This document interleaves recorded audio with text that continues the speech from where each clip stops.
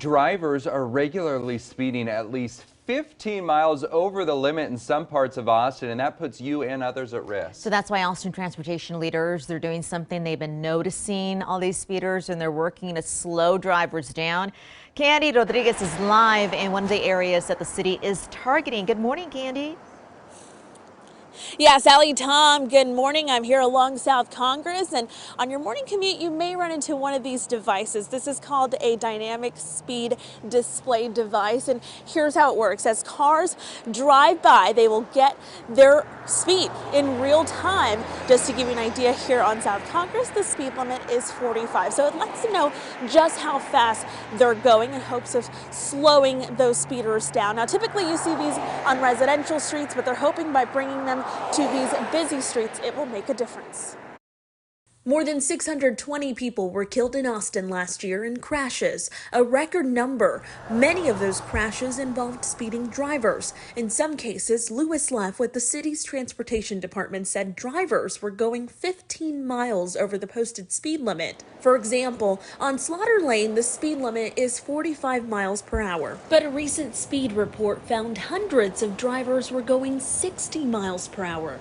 That's not even the fastest speed reported. We've unfortunately seen some really egregious behavior. I think, people exceeding the speed limit by 35, 40 miles an hour. He says they tend to see those speeds during the overnight hours when the roads are usually less crowded.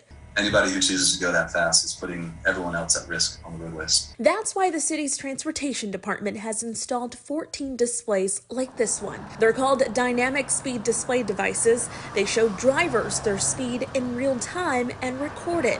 They've placed these devices at 7 locations across the city that have a history of severe crashes. Some of those areas include East Riverside, South Congress, North Lamar, Cesar Chavez, and Palmer Lane. Those at the city are hoping these speed displays will encourage drivers to slow down by making them aware of just how fast they're going. We're hopeful that these are going to be impactful.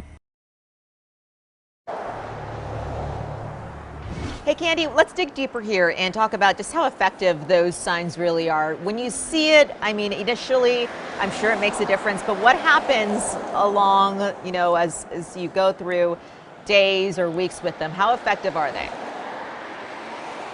Yeah, studies show that devices like these work at first, but after a couple of months, that effect tends to wear off, right? Because you get used to it, you see it, you're like, okay, fine, I'm going this fast. You don't even think about it after a while. But the city says the good thing about these devices is that they're able to move them around so that way they can kind of use them where they need to. But these devices in these locations will be here for the next 6 months to a year, and they will study that data. They will then look at speed mitigations efforts that they need to take, and that can include some enforcement. Now, if you're wondering who are those top speeders, I'm told it's men behind the wheel between the ages of 25 and 35 years old. Back to you. All right, that's good to know. I said, whoa, behind you, that I saw 50 up there.